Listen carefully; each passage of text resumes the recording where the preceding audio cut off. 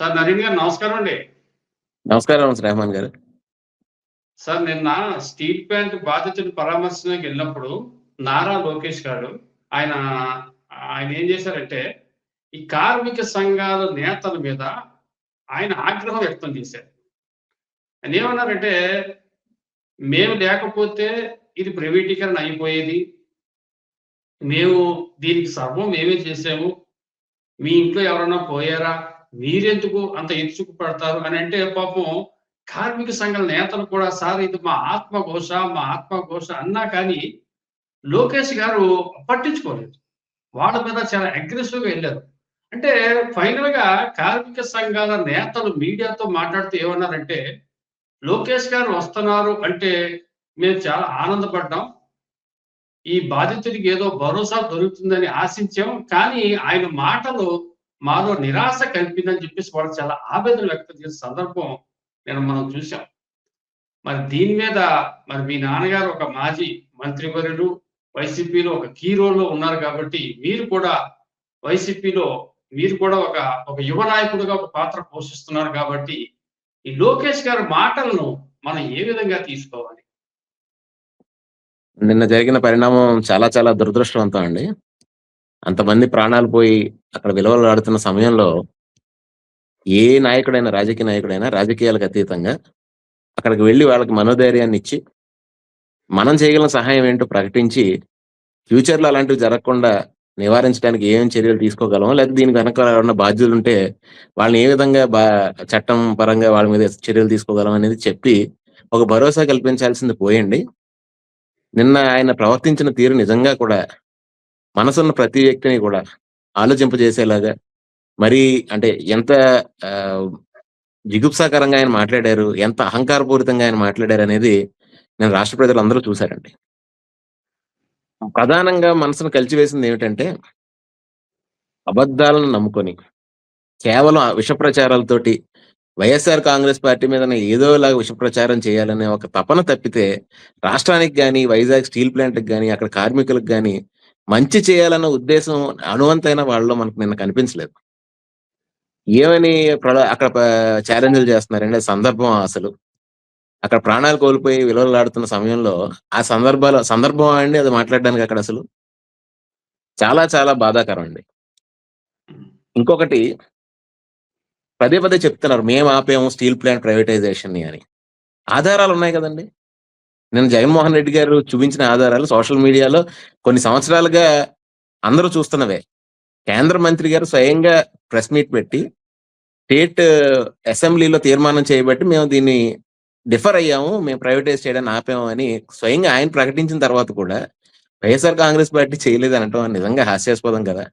అంటే ప్రజల్ని ఎలాగోలాగా ఏదో అబద్ధం చెప్పి, మనకున్న కుల మీడియాని అడ్డం పెట్టుకొని ప్రచారం చేసేస్తే అబద్ధాలు నిజమైపోతాయని ఒక నమ్మకంతోటి బలవంతంగా మన మీద రుద్దుతున్నారు సార్ నిజంగా. ఈరోజు లోకేష్ గారు నిజంగా ప్రజానాయకుడైతే, నిజంగా ప్రజల కష్టాలు తెలిసి ప్రవర్తిస్తున్న మనిషే అయితే, ఆయన సార్ పుట్టుకతో సంపన్నుల కుటుంబంలో పుట్టారు. ఒక ముఖ్యమంత్రి తాతగారి మనవడు, ఒక ముఖ్యమంత్రి నాన్నగారి కొడుకు గోల్డెన్ స్పూన్‌తో పుట్టాడాయన. ఆయనకి ప్రజల కష్టాలు ఆయనకేం తెలుస్తాయి సార్? ఇదేదో అంటే వారసత్వం నా హక్కు అనుకుని వచ్చి మన మీద రుద్దుతున్నారు తప్పితే, ఆయనలో అణువంతైనా కూడా ఎంపథీ గాని, కంపాషన్ గాని కనిపించడం లేదు. ప్లస్ ఆ యారగెన్స్ అనేది చాలా చాలా బాధాకరం సార్. అలాంటి సిట్యుయేషన్‌లో బిహేవియర్ అనేది చాలా అబ్జెక్షనబుల్ బిహేవియర్ అండి. అంటే ఆయన అనేదేంటంటే నేను కొన్ని కోట్ల రూపాయలు మేము కాంపన్సేషన్ కింద ఇస్తా ఉన్నాం. 25,00,000 రూపాయలు పర్ హెడ్‌కి మేము మృతులకి ఇస్తున్నాం. గాయపడిన వాళ్ళకు ఒక 10,00,000 దాకా ఇస్తా ఉన్నాం. ఇంకా మేము చేస్తాం. మీరు రాజకీయం చేస్తున్నారు అని చెప్పేసి కార్మిక సంఘాలని ఆయన అంటున్నారు. లోకేష్ గారు అనే సందర్భం అనే మాట అది. అంటే అది నిజంగా ఎంత వీళ్ళకి రాజకీయం ఎంత అర్ధరహితమైన మాటలు సార్ అవి. అంటే వచ్చిన తర్వాత అడగరా అండి? హ్మ్. కళ్ళెదురుగుండా నాయకుడుంటే అడగరా సార్? ఆళ్ళు బాధని చెప్పుకుంటున్నారంటే వాళ్ళు కోప్పడలేదు. ఇంకోటి తప్పుగా కూడా మాట్లాడలేదండి. హ్మ్. సింపుల్ క్వెషన్ అడిగారు సార్. అక్కడ హ్మ్. 28,000 మంది ఉన్న కార్మికుల్ని 2 సంవత్సరాల్లో 8,000 మందిని తీసేసారంట సార్. హ్మ్. తగ్గించేశారు. అంటే గ్రాడ్యుయల్‌గా చంపేసే ఉద్దేశం ఉందనేది తేటతెల్లమైంది. ఆల్రెడీ స్టీల్ ప్లాంట్‌ని ప్రైవేటైజేషన్ పరంగా వీళ్ళు అడుగులేసేస్తున్నారు. కూటమిలో హ్మ్. పార్ట్ అయ్యుండి కూడా వీళ్ళు ఆపే ప్రయత్నం ఏమి చేయట్లేదు. అక్కడ క్లియర్‌గా హ్మ్. వాళ్ళు చెప్తున్నదేంటంటే, ఎక్కువ మంది పనిచేసే తరచూ ఎక్కువ మంది పనిచేసే కార్మికులు ఉన్న చోట నుంచి సడన్ గా ఈ కార్మికులు లేకపోవడం వల్ల అసలు ఏ ట్రైనింగ్స్ లేని వాళ్ళని అన్‌ట్రైన్డ్ పీపుల్‌ని అక్కడ పెట్టడం వల్ల ఈ ప్రమాదం జరిగిందని వాళ్ళు ఇనీషియల్‌గా వాళ్ళ అబ్జర్వేషన్ ఈయనకి చెప్పుకుంటున్నారండి. దానికి ఈయన హ్మ్. వెంటనే సీరియస్ అయిపోయి, "మీ ఇంట్లో మనుషులేమైనా చచ్చిపోయారా?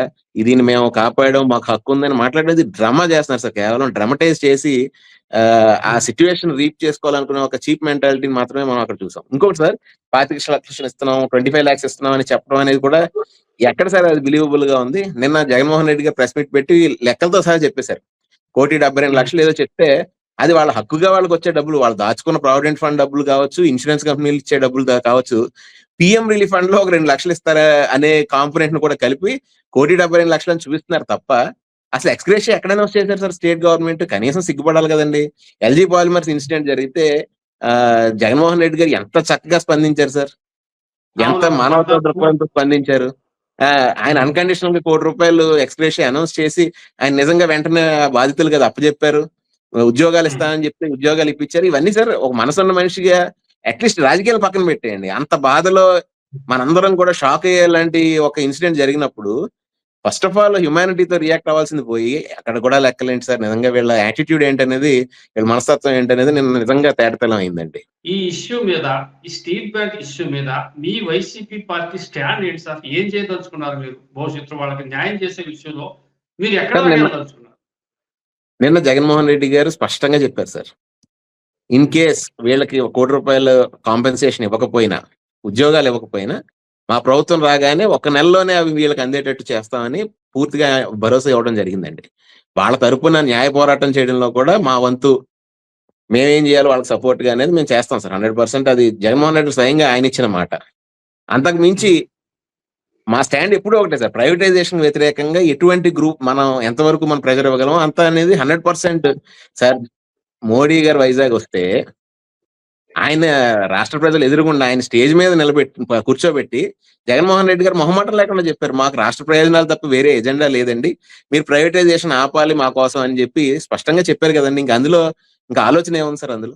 వేరే అనుమానం హ్మ్. ఉండడానికి తావెక్కడుందండి? హ్మ్. అంటే సెంట్రల్ ₹11,500,00,00,000 స్టీల్ ప్లాంట్ కోసం ఇచ్చింది అని చెప్పేసి అంటున్నారండి. సార్ అది వీళ్ళేంటంటే ఈ 11 ఆ! అంటే ఈ 11,500,00,00,000 ఆ!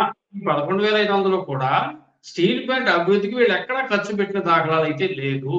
అవి మిషనరీస్ కోసం గాని, కార్మికుల యొక్క సంక్షేమం కోసం గాని, దేనికి కూడా ఖర్చు పెట్టలేదంటే, క్రమేపీ స్టీల్ ప్లాంట్ నిర్వీర్యం చేసే ఆలోచన ఉందా అనే అనుమానం కూడా అక్కడ కార్మికుల్లో కలుగుతా ఉందండి.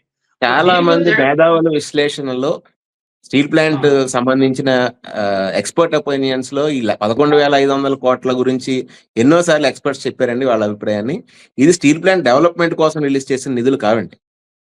దాన్ని ఓహో! అమ్మేయడానికి అందంగా తయారు చేయడానికి రిలీజ్ చేసిన డబ్బులు మాత్రమే. అంతే. ఓహ్! ఆ! ఆ! వాటికి బాకీలున్నా లేకపోతే ఏమన్నా వాటెవర్ దాన్ని ఆ ప్రొసీజర్‌ని క్లియర్ చేయటానికి కొంత అవసరమైన మేరకు ఆ 11,500,00,00,000 రిలీజ్ చేశారు. అంతే తప్ప దాన్ని డెవలప్ చేసి దాన్ని లాభాల్లోకి తీసుకొచ్చే నిమిత్తంగా రిలీజ్ చేసిన డబ్బులు కాదండి అవి. దాన్ని అందంగా హ్మ్. అమ్మేయటానికి ఎటువంటి ఇబ్బందులు ఉన్నా క్లియర్ చేసుకోవడానికి మాత్రమే ఆ డబ్బులు. అదే కారణం అది రిఫ్లెక్ట్ అవుతుంది. రిలీజ్ అయిన తర్వాత కూడా ఈరోజు ఎంప్లాయ్‌మెంట్ తగ్గింది. దగ్గర దగ్గర 30% ఎంప్లాయీస్‌ని తీసేశారు అంటే మరి ఆబ్వియస్‌లీ దాన్ని డెవలప్ చేసే ఉద్దేశ్యం ఎక్కడ కనపడుతుంది సార్? ఆ ఇచ్చిన నిధుల్ని ఏం చేశారో చెప్పమనండి పోనీ నీట్‌గా చూపించమనండి పబ్లిక్‌కి తప్పేముంది? అందరూ తెలుసుకుంటారు హ్మ్. గదా!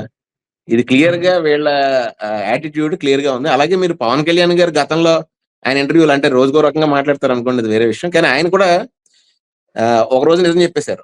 ఇది నేషనల్ పాలిసీ జాతీయ పాలిసీని అనుగుణంగా తీసుకున్న నిర్ణయం దీన్ని ప్రైవేటైజ్ చేయడం, దీన్ని ఆపడం మన వల్ల హ్మ్. కాదన్నట్టుగా ఒక ఇంటర్వ్యూలో ఆయన చెప్పారండి గతంలో. హ్మ్. ఈరోజు మరి ప్రజల్లో నించొని మాట్లాడినప్పుడు కొడతారని భయపడ్డారో ఏంటో, అది నీట్‌గా హ్మ్. ఏదో లాస్ట్ ప్రభుత్వం అమ్మేయబోతే మేము ఆపామని ఏదో కవర్ చేసుకోవడానికి ట్రై చేశారు. కానీ హ్మ్. వాస్తవం ఏంటంటే ఆయన నోటితో ఆయన చెప్పిన వీడియోలు కూడా ఉన్నాయి. అవి కూడా మీరు సోషల్ మీడియాలో చూడొచ్చండి. హలో తెలుగు రాజ్యం ఛానల్ చూస్తున్నారా? సామాజిక రాజకీయ జీవన చిత్రణే తెలుగు రాజ్యం. అతిశయోక్తులు అసత్యాలు ఉండవు. రాజకీయ కోణం కాదు, ప్రజా కోణమే కొలబద్ద. తెలుగు రాజ్యం వీక్షణ మీ ఉత్తమ అభిరుచికి నిదర్శనం.